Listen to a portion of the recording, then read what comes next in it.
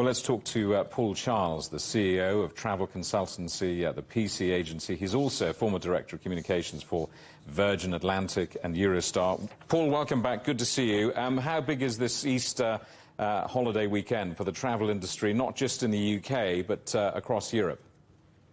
It certainly seems as though our appetite to travel is certainly not waning. Over 14 million road trips alone are due in the UK. Over 10,000 flights will take off from UK airports alone, which is 4% up on last year over the Easter period.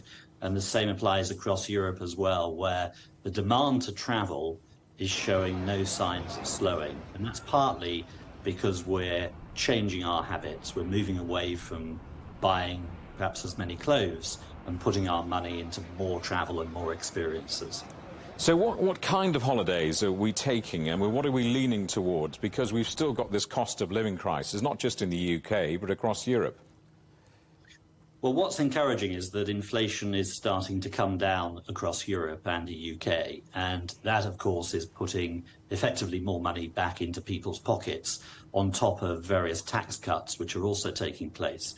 So with that higher disposable income, many of us are choosing more experiences.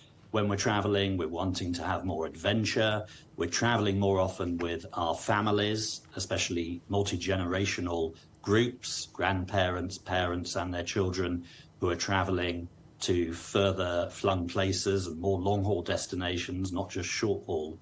But we're also finding that we want to take more trips overseas each year rather than just one or two holidays. It's quite typical now for especially families to be looking at 3 or 4 trips, some short haul, some long haul, some domestic, and that's the case across Europe and the UK.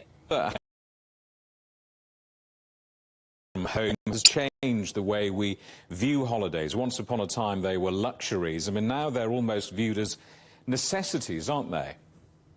It's a really good point. And in fact, if you look at the various surveys from the credit card companies like Visa or MasterCard or American Express, they continuously show that we're spending more on travel. It's been the case now for over 2 years, consistently, month after month. The spend on travel is going up by at least 4 to 5% a month. And that is a sustained trend. And you're right, I think post-COVID, many of us are fearful that we could be locked down again in future at some point, or for some reason we won't be able to travel. So we're making the most of those experiences. We don't want to be holed up at home forever.